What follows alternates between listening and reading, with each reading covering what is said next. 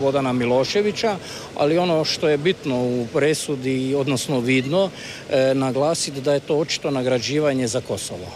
Kako komentirate ovu presudu? Kao poraženi vojnik. Poražena vojska. Kako komentirati? Ti si isto poražen koji ja. Jesi ti poražen? Jesi priznaješ poraz? A onda i ja ću tako. Kako dalje? Ja sam solidaran s tobom. Mi smo poraženi. Prodani. Za 30 škuda. Ovaj sud je skroz okrenut naopako. Tu uopće nije ni trebalo biti ni suđenja, niti branitelja, niti ikakvog sudišta. Oni su jednostavno uzeli sve ono što je tužiteljstvo iznijelo i osudili ljude prave zdrave. Prije više od 2 desetljeća moj muž je poklonio život na oltar ove domovine. 20 godina je prošlo, a da plačem. Plačem i za mužem, i za Gotovinom, i za svojom Hrvatskom. Evo, brigadiru Kotromanoviću, vaša riječ. Pa ja bih rekao da smo mi pobjednička vojska. I bez sumnje i bez obzira i da ovo što se dešava će nas, ja se nadam, opametiti i ojačati da ćemo pobijediti i u ovom ratu.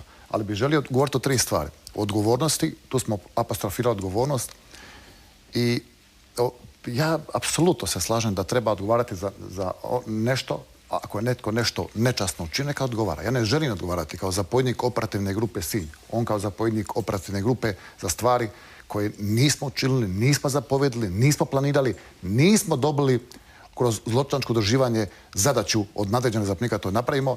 I naprosto... Nismo ni prikrivali. Dakle, niste znali, to je važno, da biste mogli prikrivati. Naprosto ne želimo osjećati odgovornost i smatram da je tu potpuno kriva teza tužiteljstva. Također isto, posebno je sud apostrofirao 2 stvari. Brijunske transkripte, pa vidjeli smo prije intervencije u Libiju, da je britanski ministar obrane pozvao sve ministre NATO-a i rekao je Gaddafi je legitiman cilj, idemo na njega.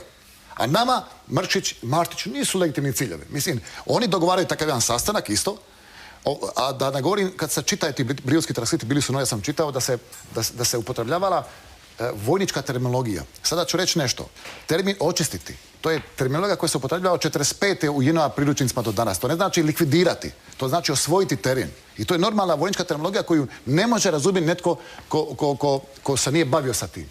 Također je vrlo bitno reći o tome kako je topništvo bilo upotrebljeno u progonu ljudi sa tog dijela. Mislim, drugi dan Oluje, odnosno prvi dan Oluje popodne u 5 sati smo gledali, formirala se kolona ispred nas, ispred mene. Šondić, koji je bio zapovjednik 144. brigade, kaže kolona ispred nas, civila vojnika koji se izvlače. Nismo djelovali, zadaća je bila ne djelovati, moja prema njemu, a Gotovina prema mene, ne djelovati. Puste ljudi da idu ča.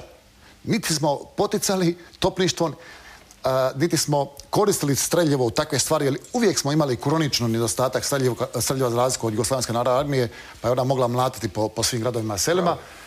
I to je naprosto, ne mogu shvatiti da je jedan ozbiljan sud, a mi apostrofiramo Haški sud kao ozbiljan sud, međunarodni sud, da može na takav način ne gledati činjenice i argumente. No, evo, neminovno je politički razmišljati. Ja se ispričavam, samo kratko, moram gospodina ministra pitati. Naime, ili je čudnovata koincidencija ili nekakva namjera. Naime, prvostupanjska presuda koincidira u nekoliko tjedana sa eventualnim možebitnim završetkom pregovora sa Europskom unijom. Drugostupanjska će, pretpostavljam, opet koincidirati sa ulaskom u punopravno članstvo. Je li tu zaista, nisam pristaša teorije zavere, ali je li tu zaista Hrvatska stalno pod jednim konstantnim pritiskom upravo zbog tih pristupnih pregovora u Europskoj uniji? Nisam ni ja pristaša teorije zavjere, ali je iz svega ovoga što smo prošli u posljednjih 10-ak godina od kad je otvoren taj proces pristupanja Hrvatske Europskoj uniji, jasno je i svima vidljivo da za Hrvatsku vrijede kriteriji koji za druge zemlje možda nisu vrijedili. I taj dio ćemo riješiti i ja sam uvjeren da ćemo i pregovore završiti u 6. mjesecu, potpisati sporazum, a da sve ovo što se događa neće bitno ugroziti taj europski put Hrvatske, pa ni okončanje cijelog sudbenog postupka i uvjeren sam da će istina i pravda na kraju pobijediti. Nadajmo se. Evo, dajem riječ prvo brigadiru, pa onda doktoru Nazoru. Kako smo se i dogovorili. Gledajte, mi imamo neposredno, ja sam i zapovjednik i... Onda vas mora slušati. Gledajte, neposredno prije ove presude mi imamo posjetu Barossa koji je predsjednik Europske komisije. Pa nešto malo poslije njega dolazi Van Doren koji je veleposlanik, dakle, Europske unije. Pa dolazi nam ministar pravosuđa, Kenneth Clark, koji, dakle, sve su to bili znakovi i koji jasno kaže presudu morate prihvatiti, a bunt branitelja je demokracija. I sad ćemo vidjeti kroz ovo sljedećih par dana kakve će biti reakcije službene političkih, dakle, međunarodnih čelnika, pa ćemo znati na čemu smo. A ove teze zavjere i tako dalje, svi koji su upozoravali na ovaj scenarij su iz medijskog života, dakle, mediji su ih prikazali kao, pa to su euroskeptici, to su nacionalisti, to su neki redikuli, to su neki koji uvijek tražu neke neprijatelje. A sada, oni su bili u pravu, a vlada misli sad, šta? Dakle, sad ćemo mi odjedan put osporavati sve i dovesti u pitanju ulazak u Europsku uniju. Volio bi da me vlada demantira i da stvarno preuzme voditi svoju politiku u interesu hrvatskog naroda i hrvatske države. Odlučnu i čvrstu i u obranu Domovinskog rata i naših generala i ja to tražim u ime i ovih ogorčenih građana koji su, pa svi su u tom pravcu. Prema tome mi smo činili i činit ćemo. I sutra ako treba. Ali nemojmo reći što ćemo mi sad ovdje, sigurno mi nećemo sad ovdje večeras ništa riješiti.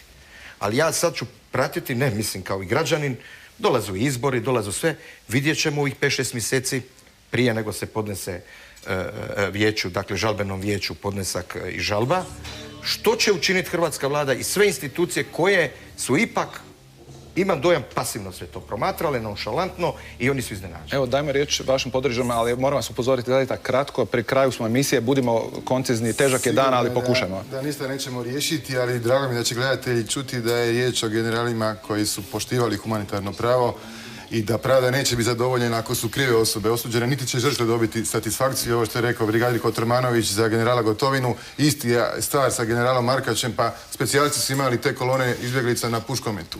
Izričita je zapovjed bila ne pucajte, a bile su pomiješane sa vojnicima, sa vojnim vozilima. Izričita zapovjed je bila ne pucajte i to se poštivalo. Slušao sam Milasa što je rekao, pa bi na tom tragu pitao, je li možda Hrvatska kriva što Srbija danas nema 70% Bosne i Hercegovine, što Benkovac, Obrovac nisu u srpskoj državi? Je li Gotovina kriv što je obranio Bihać i spasio ga od nove humanitarne katastrofe? To su neka pitanja koje možemo nekom drugom prilikom razgovarati, ali mislim da su jako važne. Kad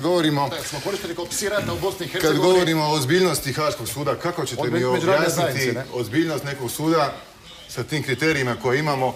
Danas je iz tiska izašla Ministarstvo obrane i naš centar je objavilo knjigu Zapovjedni vrh JNA sa svim mogućim njihovim od rođenja do toga što su završili.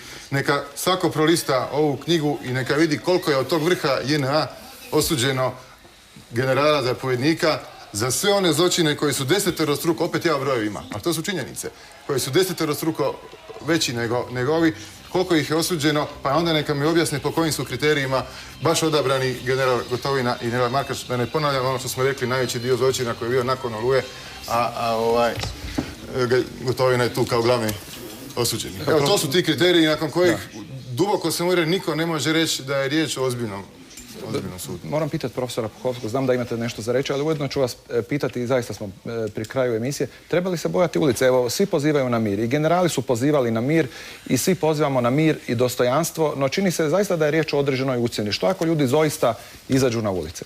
Ljudi će izaći na ulice, to je njihovo pravo. To nije problem. Problem je u tomu što su danas državne institucije slabije nego ikada. Načete su s lijeva, s desna, različitim prosvjedima i to je nešto što izaziva zabrinutost, pogotovo zato što je sada riječ o jednom ogorčenju koje nije politički jasno određeno. Dakle, to nije ogorčenje tipa nećemo njega, nećemo nju, nego nećemo nikoga. Kad gledate ove prosvjede zadnjih dana, oni su išli protiv svih. I to je problem za Hrvatsku. Drugo, ja ne mislim da je najveći problem hoće li sada Europska unija prihvatiti Hrvatsku.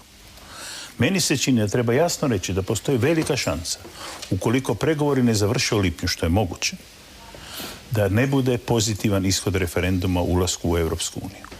Zbog gotovine, zbog toga što bi se osjetilo kao neka vrst šamara ako pregovori ne budu završeni kao što je obećano, i zato što su na ovim prosvjedima, koliko god bili mali, ipak su nešto pokazivali, i ljevica i desnica imali jednu zajedničku točku, a to je odbijanje Europske unije. To onda znači da čitav proces staje. Dakle, da mi, ja mislim, sada gledamo na krivu stranu. Sad se ne radi toliko o Brislu koliko se radi o Zagrebu ili, ne znam, Iloku ili Dubrovniku i tako dalje. Hoće li ljudi prihvatiti na referendum? Mi trebamo većinu na referendumu da bi se ušlo u Europsku uniju. Meni se čini da se stvara atmosfera odbijanja Europske unije i čitavog tog međunarodnog kompleksa. To će biti jako veliki problem za Hrvatsku. U srednjem roku, kratkoročno, narednih dana je pitanje da institucije izdrže ono što će sutra i prekosutra krenuti po ulicama, neminovno će krenuti. Pitanje je kako će se na to reagirati. Vjerujem da ćemo o tome razgovarati. Ako smijem zamoliti za kratku završnu riječ brigadira i gospodina ministra. Jako težak dan, jako teško vrijeme ispred nas i ponovit ću još jednom, ipak smo država, ipak smo već dugo funkcioniramo kao država, kao sustav. Pozivam instituciju, one ljude koji imaju instrumente moći, da ovo shvate kao stvarno jedan problem koji tišti, koji muči većinu građana Republike Hrvatskoj i da to ne uzmu onako kako to rekao Kotlar za 2 do 3 dana, nego da se to stvarno stisnemo do kraja, da pratimo razvoj događaja od danas do zadnjeg dana kada možemo reći da smo barem poduzeli sve, a baš sve da se ospori ovakve teze. Gospodine ministre. Na tragu je ovoga što je rekao gospodin Kotromanović, nije sve gotovo. Dakle, ovo je samo završetak prvog poluvremena, slijedi drugo poluvrijeme i tu pauzu do početka drugog poluvremena moramo iskoristiti za pripremu kako bi u drugo poluvrijeme ušli maksimalno spremni.